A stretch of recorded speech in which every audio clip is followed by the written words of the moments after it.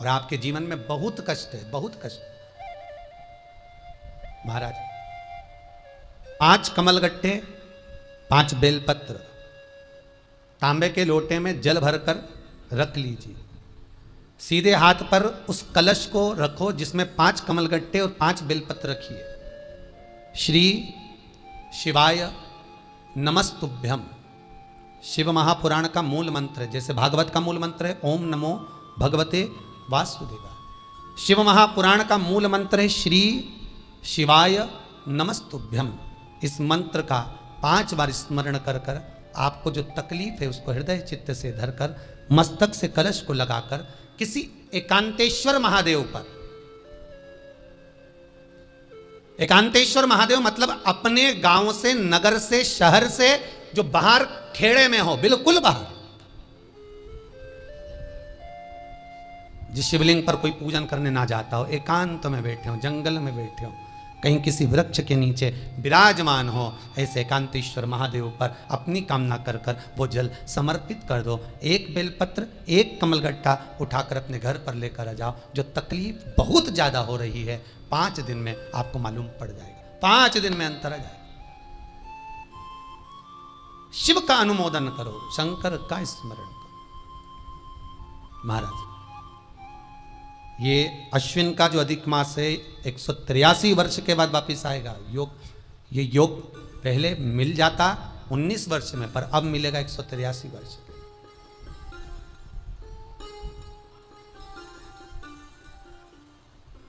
एक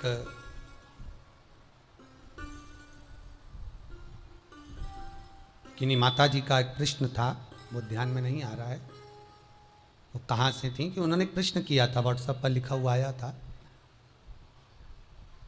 कि उनके घर में कोई बहुत ज़्यादा बीमार पड़ा हुआ है और बहुत बुजुर्ग है, लगभग 90-95 साल की हैं और शरीर गल गया, शरीर में अब कीड़े पड़ रहे हैं। सिस्टर को बुलाते हैं, डॉक्टर को बुलाते हैं, तब उनको साफ करते हैं, शरीर इतना गल चुका है। उसके लिए क्या करना चाहिए?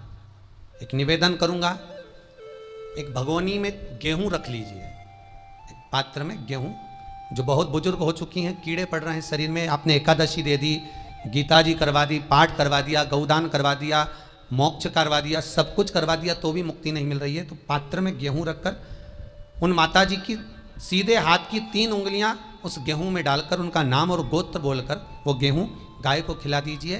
पात्र किसी गरीबड़े को, भिक्षुक को दे दीजिए। महाराज 3 या 4 दिन में मोक्ष प्राप्त हो जाता है। इतनी अगर भोग रही हैं तो कर सकते, इतना कष्ट अगर भोग रही हैं कि शरीर गल चुका है, कीड़े पड़ रहे हैं शरीर के अंदर और सारी खाल टपक टपक कर गिर रही है, तो उनकी मुक्ति हो, उनका मोक्ष हो। आज माता जी कह रही थी कि हमने गीता जी सुना दी, पाठ कर दिया, सब कुछ कर दिया, गौदान करा दिया, सब करा दिया, पर मुक्ति नहीं हो। शिव का हो, शंकर को, मेरे बाबा विश्वनाथ का स्मरण करो, मिलेगा। फिर निवेदन करूंगा, ब्रह्मा ब्रह्मलोक में रहते हैं, भगवान विष्णु बैकुंठ में रहते हैं। मृत्यु लोक का अगर कोई देव है तो वो महादेव है। पृथ्वी का अगर कोई देवता है तो वो देव अधिदेव महादेव है। पर हमारी आदत है, हम पड़ोस की काकी आती है तो उसको प्रणाम करते हैं, मासी सास आती है तो उसको नमन करते हैं, चाची सास आती है तो उसको नमन करते हैं, और घर में सास बैठी रहती है उसको कभी नमन नहीं करते। आदत है ना हमारी। दूसरों को तुम प्रणाम कर लेंगे पर घर की सास को नमन नहीं कर पाते। उसी तरह हम भगवान विष्णु का स्मरण कर रहे हैं, ब्रह्मा का स्मरण कर रहे हैं, सारे 33 कोटि देवताओं का स्मरण कर रहे हैं, पर भूलोक का इस देव अधिदेव महादेव का हम कितना स्मरण कर रहे हैं? हम तो भगवान शंकर के मंदिर में भी जाते हैं तो छल करते हैं। गए मंदिर में, वहां का लोटा उठा लिया, पानी भर लिया, शंकर जी को चढ़ा दिया, लोटा दूसरे का, पानी दूसरे का, मंदिर भी दूसरे का, पानी चढ़ा दिया बस। और इतनी सात्वित्ववान सिर पे पल्लू मल्लू रे कि ऐसे पानी चढ़ाए, शंकर भगवान भी सोचे काय को नौटंकी करे रे, काय को नाटक करे। पानी दूसरे का, लोटा दूसरे का, शंकर जी पे चढ़ा रही। अगर शंकर को जल चढ़ाना है तो घर से लेकर जा, लोटा भी घर से लेकर जा। और अगर मंदिर का पानी लिया है, मंदिर का लोटा लिया है तो 1 रुपये लोटे का किराया, और 1 रुपये जो लाइट जली, पानी भरा जिस पुजारी ने, उसका 2 रुपया दान पेटी में डाल, तब जाकर तो शंकर को पानी चढ़ाएगी, तब शंकर उस जल को स्वीकार करता है। किसी की लगी लगाई थाली मिल जाए पूजन की और तुम सिर पे पल्लू लेके कुंकू चावल रोली बोली सब चढ़ा दो, और बेचारी वो बाद में आए तो देखे तो यहाँ सब साफ, तो क्या भगवान स्वीकार करेगा? भगवान ऐसा स्वीकार नहीं करे। फिर निवेदन है, बरसाती मेंढक मत बनो रे, अच्छे से सेवा करो, थोड़ी करो पर अच्छी करो। घर से पानी लेकर जाओ।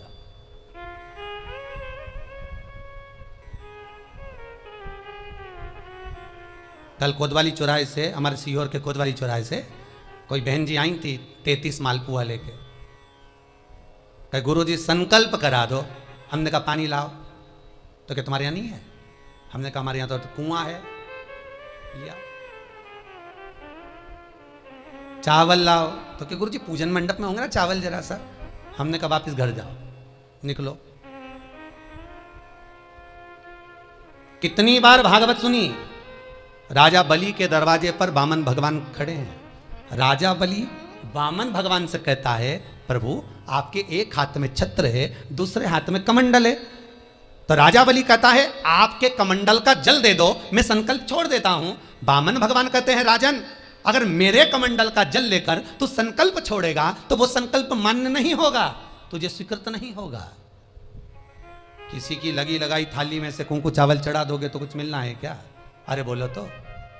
विष्णु पुराण में तो यहां तक लिखा है कि किसी का लगा हुआ दिया, किसी का दिया मंदिर के अंदर रखा था, तुमने अपना डब्बा खोलकर बत्ती निकालकर उसके दिए में रखकर जला दी और सोच रही है कि मैंने खूब बड़ा काम कर दिया, तो उसका तो फल ही नहीं मिला।